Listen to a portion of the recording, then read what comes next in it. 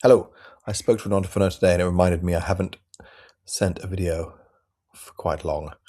I've been working hard at Minikai. I've decided to spend half my time working for them. They do AI in age and disability care and super mission driven. And so I'm helping them with their Series A and with some sales. And everyone I speak to, without exception, sales is the most pressing thing they have. All entrepreneurs want that. How do we get more sales? Ned Phillips is a good person to listen to. But I have seen a mistake over and over again, which I heard about today. So I'll tell you about it. When you are starting a company, sales is hard. Sales is much harder than you think. And so what you try and do is hire someone else to do it, which is a massive mistake. You have to do it yourself in the beginning. Um, but eventually you have to build a go-to-market team. And you have to get some sales guys who can sell.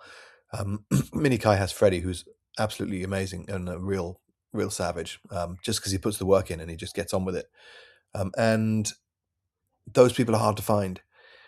What I have noticed over and over again is that startups are started by guys like me, right? We were never the guys who got into McKinsey, and so some of these guys tend to have stars in their eyes about big corporates, places like McKinsey, Google, big companies. And so they'll go and hire a sales guy from one of those companies and they'll go, look at this guy, what a great track record he has, because he works for, SAP or one of the, the big companies in sales, and he'll have good sales numbers. Like, wow, look, he bought in $3 million or whatever it is. And these guys nearly always underwhelm. And I've never really seen them do well. The reason why they have sold so much is the brand name behind them, right? If you can sell with SAP as a brand name, you're not going to have too much of a hard time. And they're often overpaid, and so you'll spend a lot for them, and you'll think, oh, because they're expensive, then they're worth something. That's one of the biggest things, by the way, of all these coaches on the internet. They say if you charge your advice as an expensive thing, people will value it because it's expensive. That is fucking bullshit. So don't pay those coaches. Sorry, that's an aside. Those guys make me angry. The sales guys, and what happens is you hire two or three of these guys, and they cost 150 200k each, and then in 6 months you fire them because they haven't sold anything. That burns a lot of money. Like, this burns real founder money. So just don't do it.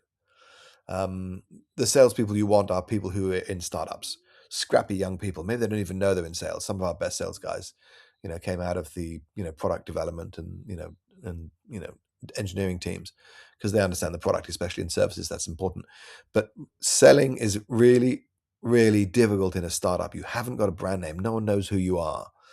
So they don't trust you like they would trust SAP or Accenture or those kind of guys. And so I would say, get young guys, get scrappy guys, guys who are not afraid to pick up the phone, get shouted at, and then carry on going. It's difficult. I noticed with Freddie that, the company he was CEO of before was called Dung Beetle. One of the things he was selling was Miyawaki forests. Miyawaki forest is just a different way of making a multi sort of layered forest. It grows quickly and gets biodiverse soil and so on and so forth. But in Bali, where he was selling it, one of these forests cost 3 times as much as getting a local gardener to build a forest. So how do you sell something with no brand name, with a name like Dung Beetle, which sounds kind of weird, and selling something that's 3 times the price that they could get it somewhere else? And he did, right? And that was really kind of impressive. And so, when we first started Minikai, I said, why don't you go down to Melbourne for 3 months and help these guys sell? And he sold so much, they said, all right, you're the co-founder and let's go to market together. And he's done fantastically ever since. But that's just a really good example of, a young, scrappy guy who didn't really have much track record because he was 18 at the time, really, really doing well compared to a lot of guys who have had 10 years experience in some big company and can't sell. All those guys were just wrapped up in bubble wrap and given assistance and had a brand name behind them, and they don't know what startup life is like. It's very different. And so if you're a founder, number one, you have to keep selling yourself for a long time. Number two, when you hire salespeople, don't hire people from big brand names. Just don't. It'll waste your money. I've seen people waste millions. And it's the same thing I've seen over and over again. Do not hire sales guys from big name companies. Their results on paper might look good, but they're not that good. Get startup guys, get young guys, get hungry guys to work with you and build a team up together like that. This is probably the single biggest mistake I see founders make is mess up their sales and go to market by hiring the wrong people.